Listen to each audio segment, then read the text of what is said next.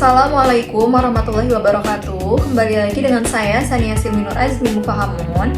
Pada kali ini di sini saya akan melakukan praktikum IPA yaitu terkait uji makanan, yaitu uji karbohidrat. Di sini saya sudah menyiapkan bahan-bahan makanan yang sudah saya siapkan, yaitu di sini ada biskuit, kemudian ada tahu putih, ada margarin, kemudian ada nasi, kemudian ada pisang, ada putih telur, tepung terigu, gula pasir, singkong, dan 1 iris apel.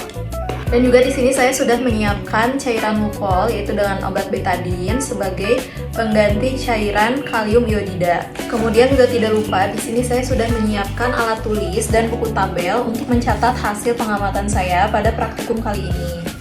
Untuk langkah yang pertama, di sini kita bisa langsung meneteskan cairan mukol pada masing-masing bahan makanan secara satu persatu, yaitu sebanyak 2-3 tetes. Di sini kita akan meneteskan pada nasi,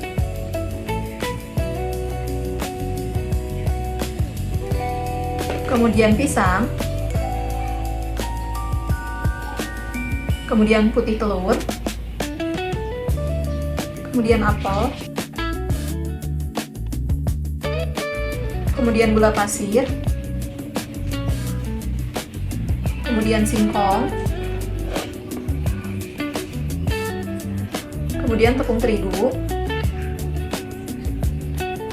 kemudian biskuit, lalu margarin,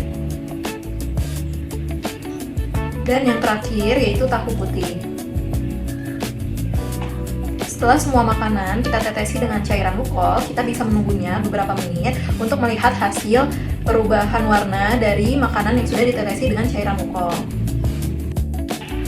Nah, setelah kita tunggu beberapa menit, di sini kita sudah bisa melihat hasil dari bahan makanan yang sudah ditetesi dengan cairan mukol.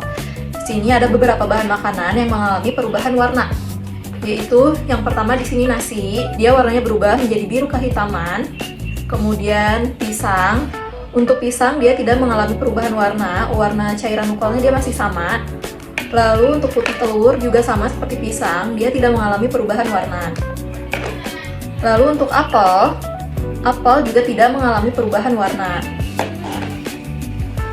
Kemudian untuk gula pasir, juga dia tidak mengalami perubahan warna cairan mukol yang diteteskan, dia tidak mengalami perubahan.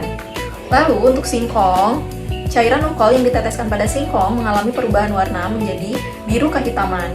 Kemudian untuk tepung terigu, dia juga mengalami perubahan warna, yaitu menjadi biru kehitaman. Lalu untuk margarin, cairan mukol yang diteteskan pada margarin, dia tidak mengalami perubahan warna. Lalu untuk biskuit, cairan mukol yang diteteskan pada biskuit mengalami perubahan warna, dia menjadi biru kehitaman. Dan yang terakhir, untuk tahu putih, cairan mukol yang diteteskan pada tahu putih tidak mengalami perubahan warna. Dari percobaan yang sudah kita lakukan tadi, di sini kita dapat mengetahui bahwa beberapa bahan makanan mengalami perubahan warna setelah ditetesi dengan cairan mukol. Yang artinya, bahan-bahan makanan yang setelah ditetesi dengan cairan mukol lalu mengalami perubahan warna, itu artinya bahan makanan tersebut mengandung amilum atau karbohidrat kompleks. Yaitu yang mengalami perubahan warna tadi ada biskuit, nasi, tepung terigu, dan juga singkong, yang artinya 4 bahan makanan tersebut itu mengandung amilum atau termasuk jenis bahan makanan karbohidrat.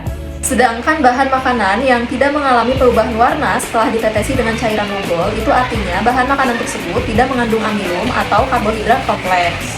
Semakin pekat warna yang dihasilkan dari bahan makanan yang ditetesi dengan cairan mukol, itu artinya semakin tinggi pula kandungan karbohidrat yang ada pada bahan makanan tersebut. Karena larutan iodium atau larutan kalium iodida, yang mana di sini kita menggunakan alternatif betadine, cairan ini dapat berfungsi untuk mendeteksi kandungan amilum pada suatu bahan makanan. Baik, demikianlah praktikum yang bisa saya lakukan pada kali ini. Apabila ada kesalahan dan kekurangan dalam praktikum yang saya lakukan, saya mohon maaf yang sebesar-besarnya. Sekian dari saya. Wassalamualaikum warahmatullahi wabarakatuh.